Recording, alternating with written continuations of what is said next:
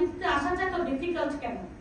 এই যে 6টা ব্যাপার বললো না, যে সুরক্ষা নেই, রাস্তাঘাটে সুরক্ষা নেই, স্বাস্থ্য সুরক্ষা নেই, বাচ্চাদেরকে দেখার কেউ নেই, পারিবারিক যে নিউক্লিয়াসটা ছোট হয়ে যাওয়ার কারণে কেউ নেই, তারপরে হলো পারিবারিক ডোমেস্টিক ভায়োলেন্স, পরিবার থেকে বাধা, এগুলো কিন্তু প্রত্যেকটাই এক একটা করে ইস্যু কিন্তু একটা মেয়ের রাজনীতিতে আসা এবং এসে টিকে থাকা, শুধু আসা না, এসে টিকে থাকা।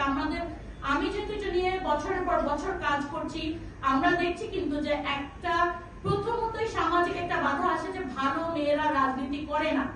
তারপরেও যদি কোনো কারণে একটা মেয়ে অথবা মহিলা ওই টাবুটা কাটিয়ে বা মানে রাজনীতিতে ঢুকতে পারে, তারপরে তাদেরকে এরকম প্রত্যেক দিনই সামাজিক, ফাইনান্সিয়াল এবং এই যেটা পারিবারিক বাধাগুলোকে অতিক্রম করে টিকে থাকতে হয়, এবং এটা কিন্তু একটা প্রত্যেক দিনের ঝঞ্ঝাট। সেই জায়গায় টিকে থাকাটা খুব কষ্ট, এবং আমি মনে করি যদি সরকারিভাবে এই বিষয়গুলো অ্যাড্রেস করা হয়, তাহলে আমরা যে বারবার বিভিন্ন জায়গায় বলি যে আমাদের 52% নাগরিক হলো নারী, কিন্তু রাজনীতিতে নারী সদস্য 1% না কেন, আমার মনে হয় সেই জায়গাটাকে আমরা তখন অ্যাড্রেস করতে পারবো। দুজনেই বলা যায় যে খায়, হ্যাঁ, আপনারা বুঝে নিতে হবে যে দুজনেই খায়, এবং মুক্ত মঞ্চে খায় এবং পিএসসিতে, হ্যাঁ, ওপেন স্যারদের সামনেই খায়। তাহলে আসলে নারীরা সুরক্ষাটা পাবে কিভাবে? নারী তো নিজের সুরক্ষা নিজেই বলা যায় যে ফেলে দিচ্ছে। আমি এখানে আপনাকে একটা ফার্স্ট পয়েন্ট বলি। আপনার ফার্স্ট অফ অল আপনি প্রথমেই ধরে নিয়েছেন সে কিছু খায় বলে তার সুরক্ষা পাওয়ার অধিকারটা নাই। এই জায়গাটা থেকে আমাদের প্রথমে পিছিয়ে আসতে হবে। আমি একটু উত্তরটা দিই। এই জায়গা থেকে আমাদেরকে পিছিয়ে আসতে হবে। প্রত্যেক নাগরিকের অধিকার আছে সুরক্ষা পাওয়ার। হ্যাঁ, সে যদি কোনো একটা অপরাধমূলক কাজ করে অথবা মোরালি রং, অপরাধ না হলো মোরালি রং, যেটা আপনি বলছেন টিচারদের সামনে করছে অথবা খাচ্ছে, এটা মোরালি রং। সেটা আমাদের ছোটবেলা থেকে মূল্যবোধ থেকে শিখাতে হবে, আমাদের শিক্ষাক্রম থেকে বিভিন্ন জায়গা থেকে পরিবার থেকে শিখাতে হবে।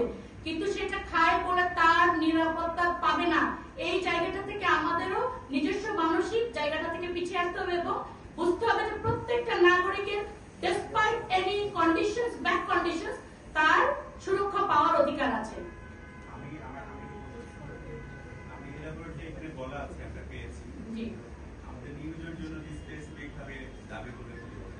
আচ্ছা, ঠিক আছে, আমি প্রেস রিলিজ দিয়ে দিচ্ছি। আচ্ছা, আমি 6টা মোটা দাগে যে দাবি প্রত্যেকটা আমি একটু বলছি। প্রথমত নারীর নিরাপত্তা ও সুরক্ষা দাবি করেছি, এবং সেটার জন্য কিছু সাজেশন আমরা দিয়েছি যে কিভাবে হতে পারে। লোকাল ওয়াচডগ, তারপর সিসিটিভি, সেফ স্পট, মেয়েদের জন্য হয়তো আলাদা গণপরিবহন, এবং গণপরিবহনে আপনার সিসিটিভি, এবং আচ্ছা এটা স্বাস্থ্য, তারপরে হলো স্বাস্থ্য সুরক্ষা। দ্বিতীয়টা স্বাস্থ্য সুরক্ষার জন্য আমরা কিছু দিয়ে রেখেছি। তৃতীয় হলো শিশু ও বয়স্ক দিবা যত্ন কেন্দ্র সরকারিভাবে প্রোভাইড করা। 4 নম্বর হলো পারিবারিক নির্যাতন প্রতিরোধ ও সুরক্ষার ব্যবস্থা করা। 5 নম্বর হলো নারীর সম্পত্তিতে নারীর অধিকার কিভাবে প্রতিষ্ঠিত করা যায় এবং এটাকে হেল্প করার জন্য হেল্পলাইন তৈরি করা। এবং 6 নম্বর হলো সামাজিক সুরক্ষা ভাতা নারীদের জন্য, বিশেষ করে যারা বিধবা এবং সিঙ্গেল মাদার যারা আছে তাদের জন্য সামাজিক সুরক্ষা ভাতা।